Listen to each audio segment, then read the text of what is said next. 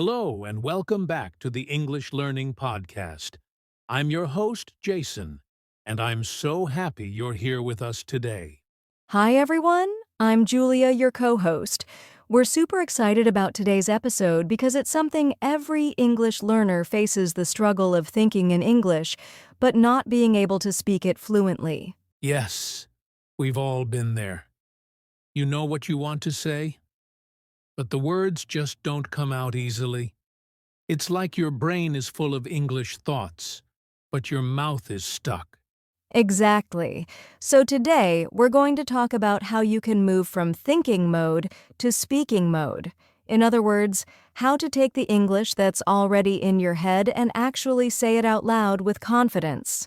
In this episode, we'll share real tips, personal stories, and simple strategies to help you speak English more naturally and without fear. Whether you're just starting or trying to improve your fluency, this conversation is for you. And don't worry, we're keeping everything beginner-friendly. So grab a cup of tea or coffee, relax, and let's explore how to turn your English thoughts into real conversation. Ready, Julia? Ready, Jason? All right. Let's start with something that every English learner goes through, and that's the thinking trap. You know, when you understand English, you can read it, maybe even write it, but when it's time to speak, your mind just goes blank. Oh yes, it's so common. Many learners tell me, I know what I want to say, but I can't say it fast enough. Or they say, I keep translating from my native language in my head, and then I get confused. Exactly. That's the trap. Your brain is doing too much translating, searching for the right words, checking grammar, and by the time you're ready to speak, the moment has passed. I remember one of my students who could write beautiful English essays, but in class, when I asked her a simple question like, "How was your weekend?" she would freeze. She had the answer in her mind, but she couldn't switch into speaking mode quickly. I've seen that too. And here's the truth. It's not because you're bad at English. It's because your brain is still operating in thinking mode. That means you're planning and processing, but not yet comfortable expressing those thoughts out loud. And that's totally okay. It's part of the learning journey. But if you don't work on moving from thinking to speaking, you'll stay stuck. You'll keep waiting until you're perfect. And guess what? That moment never comes. So today, we want to help you break out of that cycle. We'll show you how to practice speaking in a way that feels natural, even if you make mistakes. Because fluency isn't about being perfect, it's about being active with your English. Yes, speaking is a skill, and like any skill, it gets easier the more you use it. Even small steps like speaking one sentence out loud every day can help you move from thinking mode to speaking mode. And now that we understand the problem, let's talk about why thinking in English matters so much and how it can lead to fluency. So now that we understand the challenge, let's talk about something really important: why thinking in English actually matters. Yes, this is a big one. Many learners don't realize that their native language is slowing them down not because it's bad, but because it creates a barrier. When you think in your own language and then try to translate into English, it takes time, and it creates hesitation. Exactly. It's like having two steps instead of one. First, you think in your language. Then, you try to change it into English. But if you start thinking directly in English, your words can come out more smoothly and naturally. Let's try a quick example. Jason, I'll say a sentence in English, and you imagine translating it from your native language. Ready? I went to the store to buy some fruit. All right. So first, I think of that sentence in my own language. Then I try to translate it word by word. It's slow, and sometimes the grammar is different or I get stuck on one word, like fruit. Exactly. Now imagine if you already had that sentence ready in English because you thought of it that way. Much faster, right? So much faster. And that's the goal. When you think in English, You reduce the delay between your thoughts and your words. You become more fluent, not just in grammar, but in real communication. Also, thinking in English helps you train your brain. You start to see the world in English, what you're doing, what you want to say, how you feel. This makes speaking much more natural over time. Right. It's like building a mental environment where English becomes part of your daily life. And here's the cool part. You don't have to be perfect. You can start small. Even if you think simple thoughts like, I am drinking water or the sky is blue, that's already progress. And the more you do it, the easier it becomes to speak without fear. Your brain and mouth start working together. That's when you move from thinking mode into speaking mode. Exactly. So if you're listening right now and you've been translating everything in your head, don't worry. You're not alone. But from today, try thinking in English, even with short, simple ideas. Yes, and coming up next, we're going to show you how to switch from thinking mode to speaking mode step by step. All right, now let's get into the heart of the topic. How do you actually switch from thinking mode to speaking mode? What does that process look like? Good question. Thinking mode is when you're silently planning everything in your head, choosing the right words, checking grammar, worrying about mistakes. But speaking mode is more like flowing with the conversation, not overthinking each word. Yes. In thinking mode, you're in preparation mode. You're preparing to speak, but you're not actually speaking. And guess what? The only way to move into speaking mode is to start speaking, even if you're not 100% ready. Exactly, it's like jumping into a pool. You can think about swimming all day, but you won't really learn until you get in the water. That's a great analogy. So, here's a good first step. Start with short sentences out loud. Let's say you're making breakfast. Just say, I am cooking eggs, or I need a spoon. These simple sentences help your brain practice speaking without pressure. Yes, and it's important to say them out loud, not just in your head. When you speak out loud, your brain connects your thoughts to your mouth. That's how fluency starts to grow. And don't worry about grammar being perfect. Focus on expression, not perfection. For example, if you say, I go store yesterday, that's okay. What matters is that you're using your voice and trying to express yourself. Absolutely. Mistakes are part of the process. The more you speak, the more your brain will self-correct over time. That's the power of practice. Another tip is to speak without waiting for someone to talk to you. Many learners think they can only practice with a partner, but actually, you can create your own speaking environment. Yes, you can describe what you're doing, talk to yourself in the mirror, or even make up a pretend conversation. Like, imagine you're at a coffee shop. Hi, can I have a cappuccino, please? Sure. Small or large? Large, please. Thank you. I love that. You're training your brain to respond, not just to think, and with repetition, it gets easier. Suddenly, your mouth knows what to say without needing to plan everything. And one more thing, don't rush.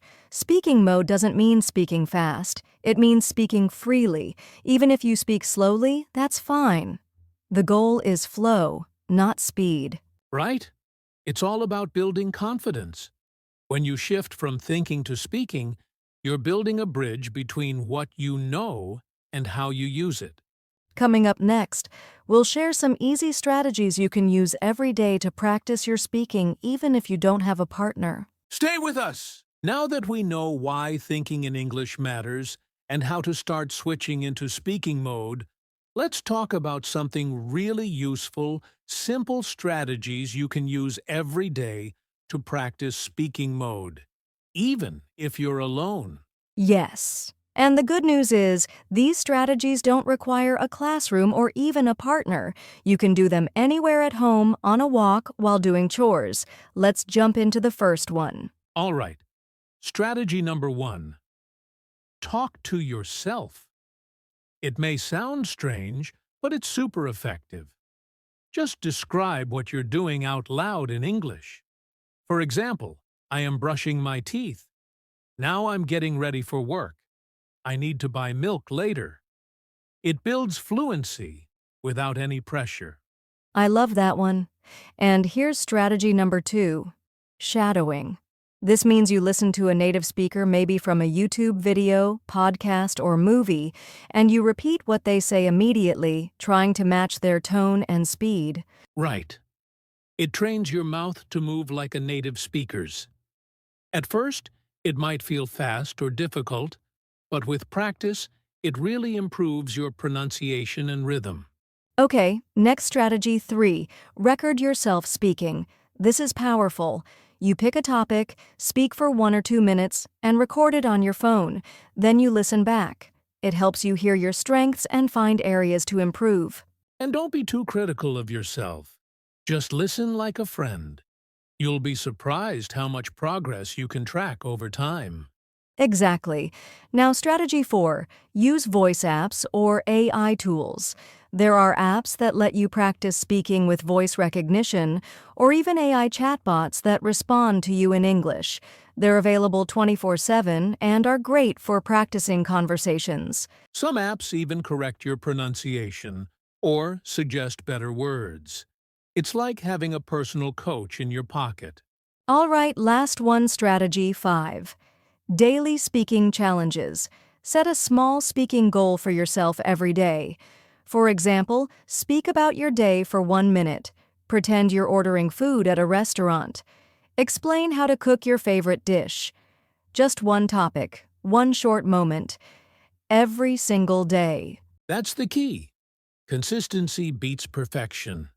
Even if you only speak for 2 minutes a day, you're building the habit of speaking. And over time, that habit becomes fluency.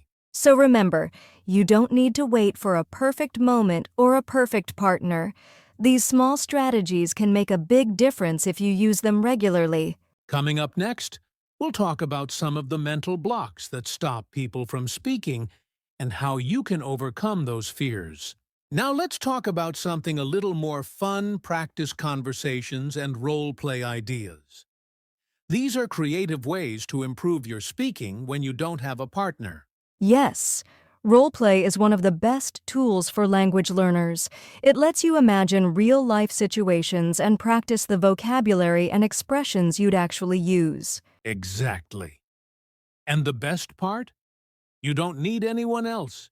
You can do it alone.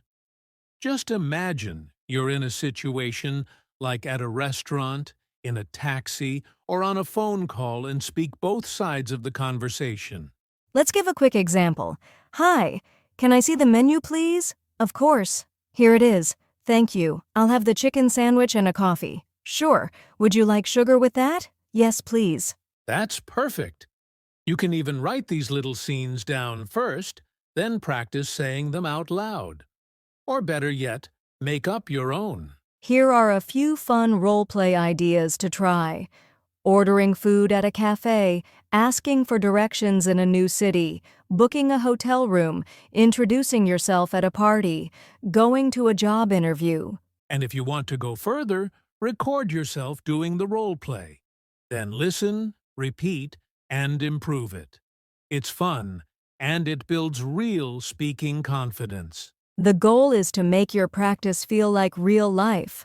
When your brain gets used to speaking in different situations, you'll feel much more ready when those situations happen for real. Coming up next, let's talk about how to keep making progress daily and stay consistent in your speaking journey.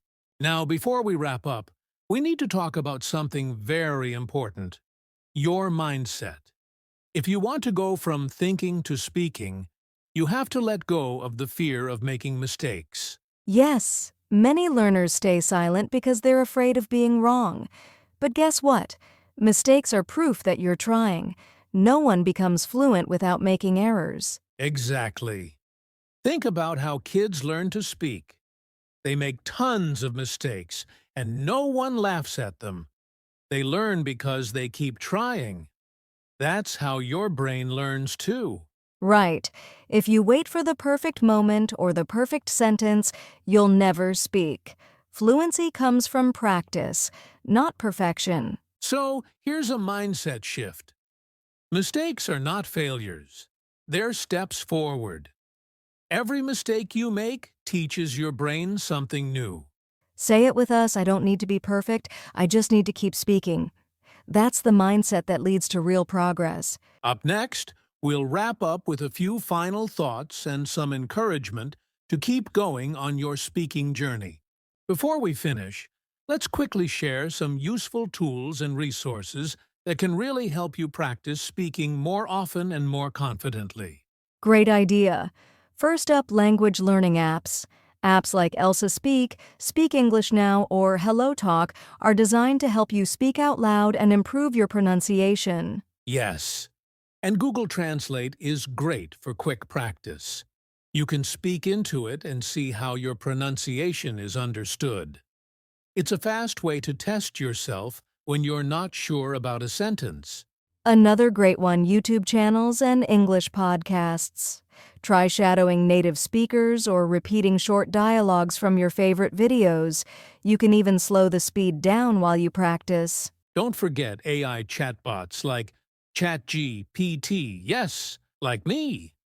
You can have a full conversation, ask for corrections, and practice any topic you want, anytime, anywhere. And finally, journaling apps or voice memos. Use your phone to record a daily voice journal.